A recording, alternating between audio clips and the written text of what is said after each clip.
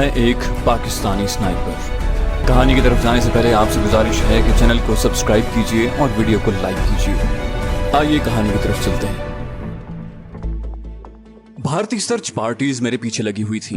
मैं एक पत्थर के पीछे छुपा हुआ था। मेरा वहां पड़ा रहना सरासर मौत को दावत देने के मुतरादिफ था और पत्थर की आड़ से निकलना भी निहायत खतरनाक था। अचानक मुझे लगा कि सामने गरजने वाली 4-5 क्लैशनकोफ में सिर्फ एक ही फायर कर रही थी, बाकी खामोश हो गई थी। इसका साफ मतलब यही था कि वो मुझे घेरने की कोशिश में थे। मैंने आड़ से सर निकालकर फायर करने वाले की समत निगाह दौड़ाई। उसके मुसलसल फायर करने से उसकी गन की बैरल से बार बार चमक पैदा हो रही थी, क्योंकि गोली चलने से बैरल से शोला सा लपकता हुआ महसूस होता है। फिल वक्त मेरे दौड़ने की राह में वही क्लैशनकोफ हायल थी। शिस्त साधना मुमकिन नहीं था, क्योंकि फ्रंट साइड की टिप के नजर न आने की वजह से दुरुस्त फायर करना मुमकिन नहीं रहता। पहले वाले 3 आदमियों पर भी मैंने अंदाजे से फायर किया था। ये अलहदाबाद के एक स्नाइपर के और आम फौजी के अंदाजे में जमीन आसमान का फर्क होता है। सिलेक्टिव लीवर को ब्रस्ट पर लगाते ही मैंने ट्रिगर दबा दिया। सामने वाला फायर फौरन ही रुक गया था। मैं फौरन उठकर बुलंद होने लगा। चंद लम्हों की खामोशी के बाद मेरे बाएं जानिब से गोलियों की तरतराहट की आवाज आई। फायर करने वाले ने बैरल को आधे चांद की शक्ल में घुमाया था,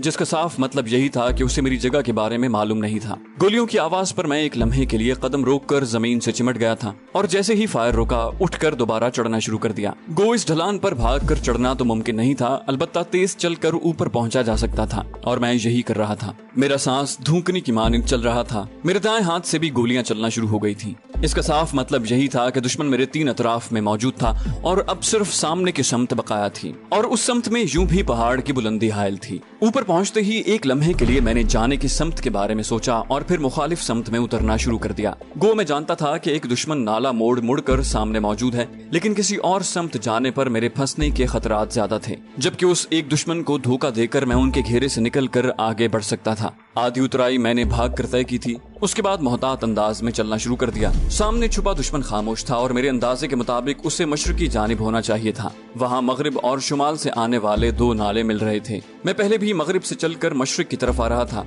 वो बुलंदी उबूर करके मैं फिर एक ऐसे नाले में पहुंचने वाला था जिसका बहाव मगरिब से मशरिक की तरफ था। पहला नाला उस नाके की जगह से शुमाल की तरफ मुड़कर आगे निकलता चला गया था। दूसरा नाला भी उस जगह पर पहले वाले नाले से मिलकर शुमाल की तरफ मुड़कर एक बड़े नाले की शक्ल इख्तियार कर गए थे। इन दोनों नालों में पानी भी बह रहा था, और जैसा कि दुश्मन उस नाले को डब्ल्यू नाला कह रहा था, इस निस्बत से शुमाल की जानिब आगे चलकर एक और नाले को इसमें शामिल होना जरूर चाहिए था। इसी तरह इसकी शक्ल अंग्रेजी के हर्फ डब्ल्यू की तरह बनती। दुश्मन का खामोश रहकर घात में बैठना मेरे लिए नुकसानदेह था। थोड़ा सा मजीद नीचे आते ही मुझे 2 बड़े पत्थर पड़े नजर आए, जिनके दरमियान चंद गज का फासला था। अपने दाएं हाथ मौजूद पत्थर के ऊपर टॉर्च रखकर मैंने उसका रुख शुमाल मशरिक की जानिब मोड़ा और टॉर्च जलाकर सुरत से बाएं हाथ मौजूद पत्थर के पीछे से घूमकर मगरिब की जानिब उतरने लगा। 4-5 सेकंड बाद ही क्लैशन की तड़तड़ाहट गूंजी। फायर करने वाला 100-150 गज के फासले से टॉर्च पर गोलियां बरसा रहा था। 2-3 ब्रस्ट के साथ ही टॉर्च टूटकर बिखर गई थी, लेकिन टूटने से पहले मुझे दुश्मन की जगह के बारे में मुत्तला कर गई थी।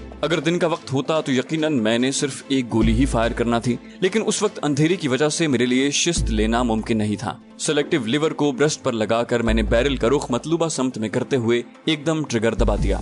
एक स्नाइपर को यूं बेदर्दी से गोलियां उड़ाना बिल्कुल भी जेब नहीं देता। उस्ताद मोहतरम राव तसव्वुर ने इस मौके पर लाजिमन यही कहना था, ओए बेवकूफ, गोलियां बेशक दुश्मन से छीनी हुई हैं, मगर उन पर कब्जा तो अपना है ना। मगर वो वक्त ऐसा नहीं था कि मैं उस्ताद के मशवरों पर अमल कर सकता। ट्रिगर से उंगली हटाने से पहले ही मुझे दुश्मन की चीख सुनाई दे गई थी। ट्रिंच की आवाज ने मैगजीन खाली होने का ऐलान किया। खाली मैगजीन उतार कर जमीन पर फेंक कर मैंने भागते हुए पुश्त पर लदे झोले से भरी हुई मैगजीन निकाली और क्लैशनकोफ पर चढ़ाते हुए गन कॉक कर ली। नाले में पहुंचते ही मैंने वायरलेस सेट की आवाज बढ़ा दी थी, अलबत्ता कदमों की रफ्तार में भी मैंने कमी नहीं आने दी थी। दुश्मन की बातचीत से अंदाजा हो रहा था कि चश्मा और रूबिन पोस्ट की पार्टियां टाकरे वाली जगह के बिल्कुल करीब पहुंच गई हैं। कंट्रोल चीख चीख कर सूरत हाल के बारे में पूछ रहा था। उसे वहां पहले से मौजूद पार्टी की तरफ से कोई जवाब मौसूल नहीं हो रहा था। वहाँ मौजूद सीनियर आनंद गुप्ता शायद मेरी गोली का शिकार हो चुका था। मेरे अंदाजे के मुताबिक वहाँ सिर्फ एक ही आदमी बचा था, जो मुझे घेरे में लेने के लिए मगरिबी नाले की तरफ गया था। उसी वक्त हवालदार रोहित कंट्रोल को पुकार कर बताने लगा, सर यहाँ सिर्फ एक आदमी बचा है, बाकी तमाम स्वर्गवास हो गए हैं। कंट्रोल का गुस्सा दीदनी था। बोला, ये तमाम उल्लू के पट्टे सोए रहते हैं और वो उन्हें आराम से मारकर आगे बढ़ जाता है। ओवर। रोहित ने इजाजत मांगने के अंदाज में पूछा, सर हम डब्ल्यू नाले में आगे बढ़कर उसका पीछा करते हैं। ओवर। आवाज आई, रोहित अभी तक तुम लोगों को ये अंदाजा नहीं हुआ कि वो नाले में सफर नहीं कर रहा, वो नरकवासी मुसलसल ढलान पर सफर कर रहा है। ओवर। रोहित ने पूछा, तो फिर क्या करे सर? कंट्रोल ने कहा, रूबिन पोस्ट से आने वाली पार्टी को भी अपने साथ मिलाकर डब्ल्यू नाले में आगे बढ़ो, अपने कुछ आदमी दाएं बाएं बुलंदी पर चढ़ाकर आगे का रुख करना, नाले ही में ना भागते जाना। ओवर। रोहित बोला, रॉजर सर। कंट्रोल ने कहा, रोहित बहुत एहतियात से, मुझे शक है इस आदमी का फहीम ओपी से गिरना हादसा नहीं है, ये किसी मंसूबे के तहत ही नीचे उतरा है, कोई आम फौजी इतना चालाक और तेज नहीं हो सकता, ये एक तरबियत याफ्ता कमांडो लग रहा है। रोहित बोला, आप चिंता न करें सर, मैं मोहतात रहूंगा। ओवर। कंट्रोल ने आखिरी हुक्म दिया, मैं मजीद नफरी भी भिजवा रहा हूँ, कैप लिसनिंग आउट, और खामोश हो गया। नाला मुसलसल नशेब में उतर रहा था। अब तो मुझे कहीं कहीं झाड़ियों वगैरह के हयूले भी नजर आने लगे थे। अंदाजे के मुताबिक जल्द ही मैं ऐसी जगह पहुंच गया जहां मगरिब से आने वाला एक और नाला वहां शामिल हो रहा था। मैं शुमाली नाले में ही आगे बढ़ता गया। 50-60 कदम आगे आकर एक तंग रास्ता मशरिक की तरफ निकल रहा था। मशरिक की जानिब मौजूद पहाड़ी वहां 2 हिस्सों में तकसीम हो गई थी। मैंने शुमाली नाला छोड़कर थोड़ी सी बुलंदी तय की और मशरिकी नाले में घुस गया। वो नाला काफी तंग था और आम नालों के बरक्स उसकी उतराई किसी ढलान की तरह थी। 500-600 गज आगे जाकर नाला वसी होने लगा। मुश्किल उतराई भी बतदरीज आसान और हमवार हो गई थी। वायरलेस सेट की बैटरी खत्म हो गई थी। अब वो सेट मेरे किसी काम का नहीं था। उस फालतू बोझ को भी मैंने एक तरफ उछाल दिया। मुझे उम्मीद थी कि मैं दुश्मन के घेरे से निकल आया हूँ। डब्ल्यू नाले से मुख्तलिफ रास्ते दाएं बाएं निकल रहे थे। दुश्मन इतनी आसानी से मेरे जाने की समत के बारे में अंदाजा नहीं लगा सकता था। यूं भी मैं किसी कायदे कानून के तहत सफर नहीं कर रहा था कि किसी मुतय्यन समत का रुख करता। मेरा मतमे नजर तो दुश्मन के घेरे से निकलकर वापस पाकिस्तान की सरहद को उबूर करना था। फिलहाल तो मैं दुश्मन के घेरे से निकल आया था, लेकिन इसका मतलब ये नहीं था कि अकब में दुश्मन की पोस्टें मौजूद नहीं। मुमकिन था कि उन्होंने अकबी पोस्टों को भी मुख्तलिफ रस्तों पर तयनात कर दिया हो और अब तक मैं दुश्मन को काफी नुकसान भी पहुंचा चुका था। ऐसी सूरत में मेरी तलाश और ज्यादा जरूरी हो गई थी। वहाँ से ज्यादा दूर जाने की गरज से मैं हल्के कदमों से दौड़ कर जा रहा था। वहाँ से जितना ज्यादा फासला होता उतना ही बचत के इम्कान बढ़ जाते। 20 का चांद तुलू होकर घुप अंधेरे से नबरदाजमा हो गया था। अकब में चंद किलोमीटर दूर तेज फायरिंग की आवाज गूंजने लगी। शायद किसी बेजबान जानवर की शामत आ गई थी। दुश्मन की बातचीत सुनना अब मेरे लिए मुमकिन नहीं रहा था। मुसलसल पुरमुशक्कत भाग दौड़ और भूख की वजह से मैं नक्काहत महसूस करने लगा था। सख्त से सख्त जान आदमी को भी भूख तोड़ कर रख देती है। बगैर कुछ खाए मुझे 40 घंटे से भी ज्यादा वक्त हो गया था। अगर किसी जगह बगैर हरकत किए बैठा होता तो भूख बर्दाश्त करना इतना मुश्किल न होता, लेकिन ऐसी हालत में पहाड़ी इलाके का दुश्वार गुजार सफर निहायत ही मुश्किल था। आगे जाकर उस नाले में और नाले भी शामिल हुए। 2-3 जगह से वो नाला तकसीम होकर दाएं बाएं भी मुड़ा, मगर मैं सीधा चलता रहा। खुशकिस्मती से मुझे अभी तक दुश्मन की कोई पार्टी नहीं टकराई थी। ये भी मालूम नहीं था कि अकब में आने वाला दुश्मन कौन सी समत इख्तियार किए हुए था। खुद मुझसे भी किसी मखसूस समत का तायुन नहीं हो पा रहा था। मेरे जहन में बस हल्का सा जो मंसूबा था वो इस सरहद से दूर जाकर बॉर्डर पार करने का था। यकीनन वहाँ नजदीक के इलाके में दुश्मन बॉर्डर सील कर चुका होगा और जब तक मेरी तलाश की सरगर्मी मांद न पड़ती दुश्मन ने रस्तों की नाकाबंदी से एहतराज नहीं बरतना था। दूसरा नंबर सर्दी का था। कारगिल की उन पहाड़ियों में सर्दी शदीद नौयत की थी और नाकाफी लिबास में मैंने मौसम ही से हार जाना था। इसलिए मेरे लिए बेहतर यही था कि मैं कम ऊंचे इलाके का रुख करता। इस तरह एक तो हादसे की जगह से ज्यादा फासला होने की वजह से मेरी हिफाजत का इम्कान ज्यादा होता, दूसरा मौसम इतना सर्द न होता कि मुझे भारी बर्फानी लिबास की जरूरत पड़ती।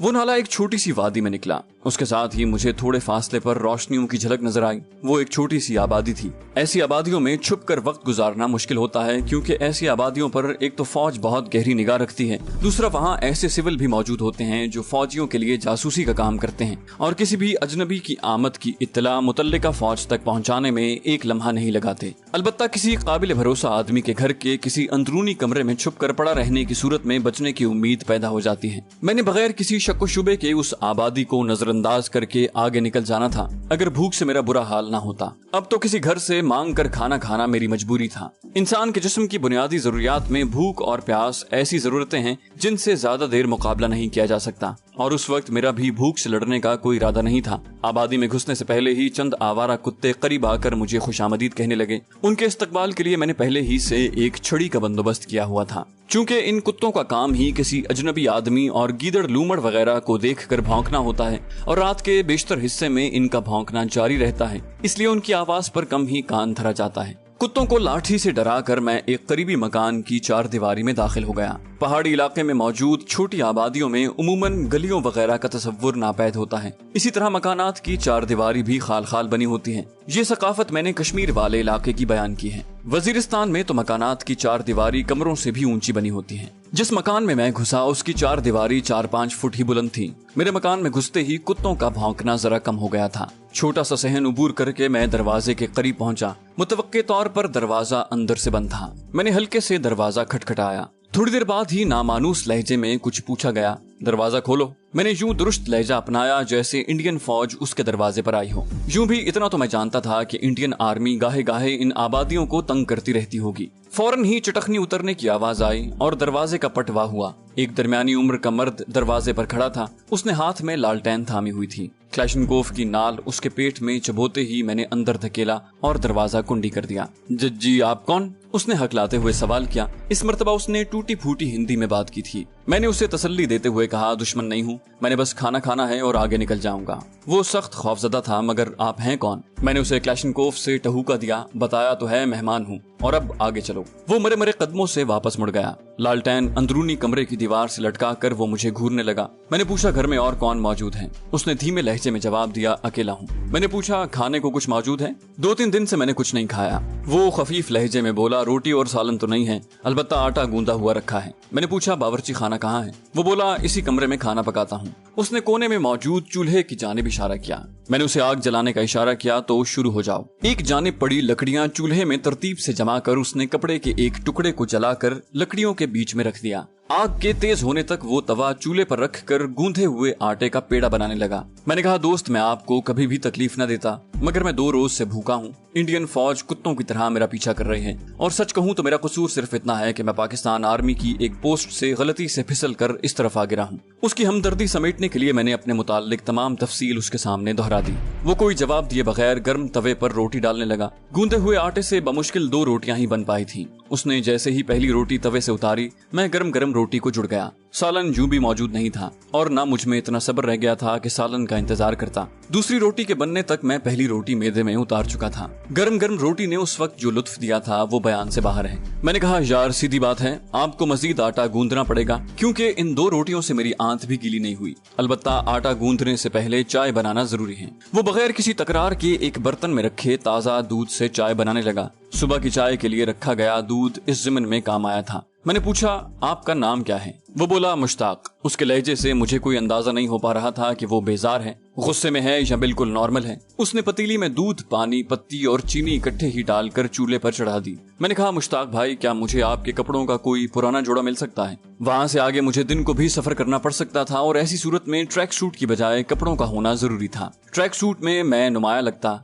क्योंकि वो कोई शहर नहीं था। वहाँ के मकामी लोग उमूमन शलवार कमीज में मलबूस नजर आते और मेरे लिए भी उनका हुलिया बनाना जरूरी था। मुश्ताक ने हस्बे साबिक खामोशी से उठकर एक पुराने से ट्रंक का ढक्कन खोला और मटियाले रंग के कपड़ों का एक जोड़ा मेरी जानिब बढ़ा दिया। ट्रैक सूट उतार कर मैंने कमरे के एक कोने में लगे हुए लकड़ी के फट्टों पर फेंका। अलबत्ता ट्रैक सूट के नीचे पहना हुआ गर्म पाजामा और बनियान उतारने की जरूरत मैंने महसूस नहीं की थी। फौजी झोला भी मुझे फंसा सकता था, इसलिए मैंने उसमें रखी क्लैशनकोफ की 3 इजाफी मैगजीनें निकाल कर कोट की जेबों में मुंतकिल कर दी। इस असना में चाय तैयार हो गई थी। मैं गरम गरम चाय से लुत्फानंदोज होने लगा जबकि वो आटा गूंदने लगा। 2 रोटियां खाने के बाद भूख की शिद्दत में कुछ कमी हुई थी, लेकिन अभी तक खाने की तलब अच्छी खासी महसूस हो रही थी। उसके आटा गूंदने तक मैं चाय की 2 प्यालियां मेदे में उंडेल चुका था। अचानक ही कुत्तों के भौंकने की आवाज तेज हो गई थी, यूं जैसे कोई अजनबी आबादी में दाखिल हुआ हो। ये भी मुमकिन था कि कुत्ते किसी जानवर वगैरह पर भौंक रहे थे, लेकिन जल्द ही दरवाजे पर होने वाली जोरदार दस्तक ने मेरे अंदाजे को सच साबित कर दिया। मुश्ताक की नफरत भरी आवाज बुलंद हुई, पहुंच गए हैं कुत्ते। अब मुझे ये मालूम नहीं था कि वो मुझे बहलाने के लिए इंडियन फौजियों को कोस रहा था या सच ही में वो उनसे उतनी ही नफरत करता था। अलबत्ता जोरदार दस्तक ये जाहिर कर रही थी कि वो इंडियन फौजी ही थे। मुझे लगा मैं बुरी तरह फंस गया हूँ। वहाँ से भाग निकलना खासा दुश्वार था क्योंकि वहाँ कोई अकेला फौजी तो होना नहीं था। फिर मैं मुश्ताक पर भी एतमाद करने की हालत में नहीं था। मेरी सोचों से अनजान उसने फौरन ही दीवार से टंगी लालटेन उतारी और कहने लगा, उधर। उसने कोने में लगे लकड़ी के फट्टों के सामने से लटकी चादर उठाई और मुझे नीचे घुसने का इशारा किया। ये तो मुमकिन ही नहीं था कि इंडियन फौजी इन फट्टों के नीचे ना झांकते। मुझे मुतज़ब्ज़ब देखकर वो पुरएतमाद लहजे में बोला, एतबार करो। एकदम खतरा मोल लेने का फैसला करते हुए मैं झुककर उन फट्टों के नीचे घुस गया। वहाँ काफी काड़ कबाड़ पड़ा नजर आ रहा था। वो तेज तेज बोला, कोने में जो लकड़ियां पड़ी हैं उन्हें हटाने पर एक तख्ता नजर आएगा, उसके नीचे घुसकर तख्ता अपने ऊपर बराबर कर लो। दरवाजे पर होने वाली दस्तक और ज्यादा तेज हो गई थी। मेरे पास सोचने के लिए एक लम्हा भी मौजूद नहीं था। मैं जमीन पर हाथ टेक कर घुटनों के बल चलता हुआ जल्दी से कोने में पड़ी लकड़ियों के ढेर की तरफ बढ़ा। लकड़ियों के ढेर को जरा सा हटाते ही मुझे तख्ता नजर आ गया था। तख्ते को ऊपर उठाकर मैं फौरन ही नीचे घुस गया। वो गड्ढा करीबन 4-5 फुट गहरा होगा। मेरे अंदर दाखिल होते ही उसने तख्ता बंद किया और उसके ऊपर दोबारा लकड़ियां बखेर कर बाहर निकल गया। अब मैं मुकम्मल तौर पर उसके रहमो करम पर था। मैं लकड़ी के तख्ते से कान लगाकर अपनी समातों से कुछ जानने की कोशिश करने लगा। मिनट भर के वक्फे के साथ ही भारी बूटों की आवाज अंदर दाखिल होती हुई सुनाई दी। एक करख्त आवाज मेरी समात में दाखिल हुई, सच सच बताओ यहाँ कौन आया था? मुश्ताक ने घिघियाए हुए लहजे में जवाब दिया, नहीं साहब, कोई भी नहीं आया। वो बोला, ये क्या है? रात के 3 बजे तुम आटा क्यों गूंद रहे हो? और ये चाय किसके लिए बनाई थी? यकीनन उसे चूल्हे में दहकते अंगारे, ताजा गूंदा हुआ आटा और चाय की पतीली ने चौकन्ना कर दिया था। साहब, रोजा रखने के लिए आटा गूंदा है और चाय भी बनाई है। उसे फौरन ही एक मुनासिब बहाना सूझ गया। पूछने वाले के लहजे में शुकूक की परछाइयां लर्जा थी। बोला, ये रोजों का महीना तो नहीं है? मुश्ताक बोला, नफली रोजे रख रहा हूँ साहब। इस मर्तबा मुश्ताक के लहजे में पहले से ज्यादा एतमाद मौजूद था। एक नई आवाज उभरी, उस्ताद रोहित, ये देखें। न जाने उसने रोहित को क्या दिखाया था। उस आदमी के बात खत्म होते ही चटाख की जोरदार आवाज उभरी। यकीनन हवालदार रोहित ने मुश्ताक के चेहरे पर थप्पड़ रसीद किया था। उसके साथ ही उसने करख्त लहजे में गाली बकी, कुत्ते के बच्चे, ये झोला तुम्हारे पास कहाँ से आया? और ये ट्रैक शूट किसका है? मेरा दिल एकदम डूब गया। तेजी में हमसे भूल हो गई थी। अगर वो झोला और ट्रैक शूट उनके हाथ न लगे होते तो हमारे बचने की गुंजाइश मौजूद थी, मगर अब वो छोड़ने वाले नहीं थे। मुश्ताक की भी बोलती बंद हो गई थी। रोहित के मुंह से गंदी गंदी गालियों का सैलाब उमड़ आया। बोलते क्यों नहीं माँ के? कहाँ छुपाया है बहन के कसम को? जल्दी बोल।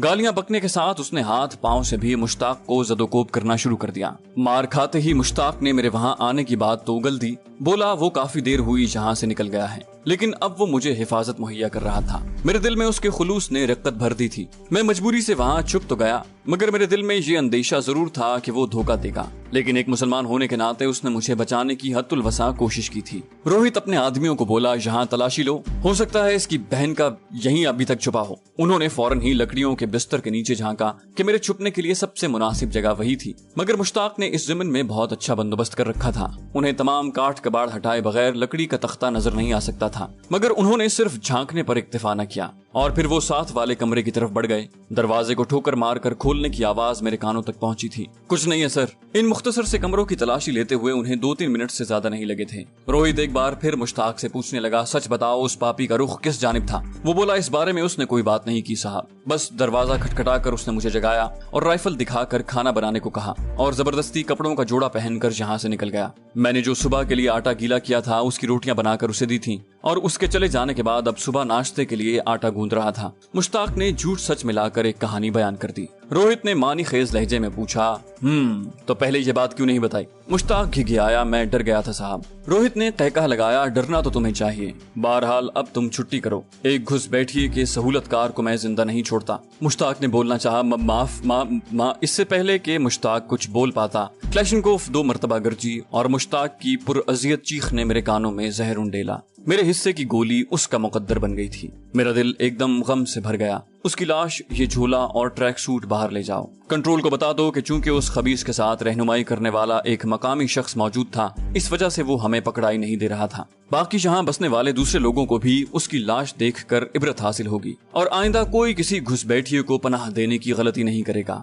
और शर्मा, तुम घर को आग लगा दो। उसकी आखिरी बात सुनकर मेरे बदन में चूंटियां रेंगने लगीं। वो गड्ढा मेरे लिए जहन्नुम का गड्ढा बनने वाला था। वो तमाम घरों की तलाशी लेने में लगे हुए थे। आबादी के दूसरे ही घर से मेरे बारे में इत्तला मिलते ही रोहित ने अपने बाकी आदमियों को कॉल करके मुश्ताक के घर के सामने इकट्ठा होने का हुक्म दे दिया था। उसका इरादा गालिबन मेरा ताक़ुब करने का था। उसके रेडियो सेट पर बात करने से जाहिर यही हो रहा था कि उसके हमरा काफी अफराद मौजूद थे। शर्मा नामी आदमी की आग लगाने तक वो वहीं खड़ा रहा। इन पहाड़ी इलाकों में बने हुए घरों में लकड़ी का बेदरेग इस्तेमाल होता है और अब वो लकड़ी का घर मेरे लिए चिता बनने वाला था। आग में जलने से बेहतर था कि मैं गोली खाकर जान देता। ये सोच आते ही मैं बाहर निकलने के लिए तैयार हो गया। मैंने इरादा कर लिया था कि जैसे ही वो आग लगाकर बाहर निकलेंगे, मैं भी इस चूहेदान से बाहर निकल जाऊंगा।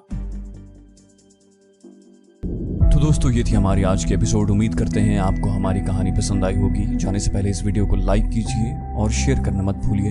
कमेंट करके हमें बताइए कि आपको हमारी वीडियो कैसी लगी। और अगर अभी तक आपने इस चैनल को सब्सक्राइब नहीं किया तो इसे सब्सक्राइब कीजिए और बेल आइकन दबाकर ऑल नोटिफिकेशंस ऑन कर लीजिए।